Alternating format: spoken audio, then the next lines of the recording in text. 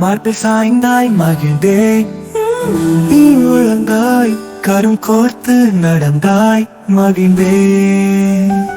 உன் சட்டை சரி செய்து உன் செட்டை வழி மறந்து மனம் மகிழ்ந்தேன் மகளே.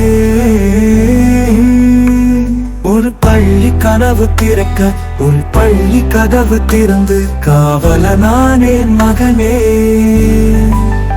மென்பொருள் படித்தாய் மெய்ப்பொருள் மறந்தாயே, முகம் சுழித்தாய் மகனே.